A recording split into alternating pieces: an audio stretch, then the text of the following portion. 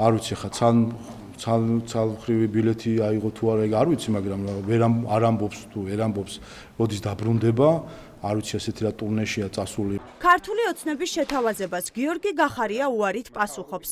ექს-პრემიერი საგამოძიებო კომისიის სხდომაზე მისვლას არც 2 ივლისს აპირებს, რადგანაც ის საზღვარგარეთ იმყოფება და მომდევნო 10 დღის განმავლობაში საქართველოში დაბრუნებას არ გეგმავს. არადა პარლამენტში ექს-პრემიერს დღეს დილით 12 საათზე ელოდებოდნენ. წულკიანმა კი ქვეყანაში არ ყოფნის გამო მას უკან დასაბრუნებლად დრო 2 ივლისამდე მისცა. ასე სამარცხვინოდ გაქცევა საგამოძიებო კომისიიდან არის, რა თქმა უნდა, შეფასებაც არ ჭირდება ამ ყველაფერს, მას რომ კონდეს კითხვებზე პასუხები, რა თქმა უნდა, ამას არ გააკეთებდა. გადასახლდა საქართველოდან ეტყობა გახარია, რა ვიცი, რა გითხრათ, ვის გაუგია 2 კვირით ივლინებაში წასვლა. ქართული ოცნება გიორგი გახარიას უფლებას არ აძლევს საგამოძიებო კომისიას დისტანციურად დაესწროს.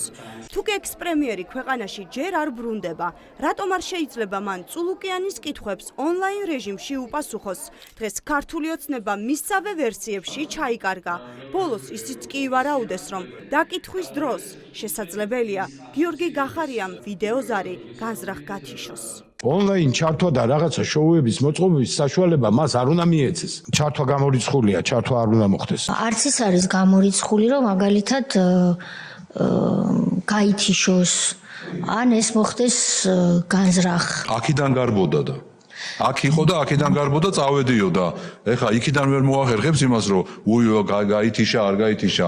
მიუხედავად ქართული ოცნების პრინციპული უარისა დისტანციურ ჩართვაზე, გიორგი გახარია მხოლოდ ამ ფორმატში განიხილავს მორიგ სხდომაზე დასწრებას. ვინაიდან ის საქართველოში დაბრუნებას არ ჩქარობს. გახარია ერთადერთი ოპოზიციონერი პოლიტიკოსია, ვინც კომისიას ბოიკოტი არ გამოუცხადა და მასში მონაწილეობა მიიღო. მის გარდა სხვა ყველა ოპოზიციონერ პოლიტიკოს თია წულუკიანის კომისიაზე არ მისვლის გამო ციხეში უშვებენ. ამ ეგრეთ წოდებული კომისრებისთვის ძალიან კარგად არის ცნობილი, რომ 2 ივლისის მდგომარეობითაც გიორგი გახარია წინასწარ დაგეგმილი ვიზიტის ფარგლებში იქნება საზღვარგარეთ. შესაბამისად, აუხსნელია ლოგიკა, სამართლებრივი, ობიექტური ლოგიკა, რის გამო შეიძლება ეთქვას უარი დისტანციურ ჩართვაზე გიორგი გახარია.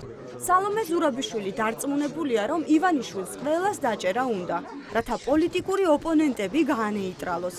სხვანაირად ვერ ხსნის მეხუთე პრეზიდენტი, რატომ შეიძლება ექს-პრემიერს სხდომაზე დისტანციურად ჩართვა ეკრძალებოდეს, მაშინ როდესაც ეს სხვებისთვის შესაძლებელია.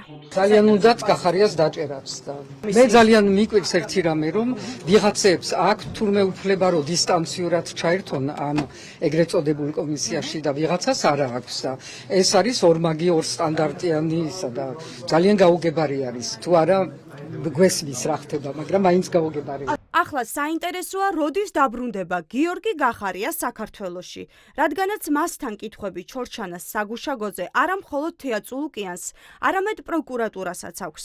ექს-პრემიერს ქართული ოცნება გასამართლებას 15 წლიანი მუხლით უპირებს.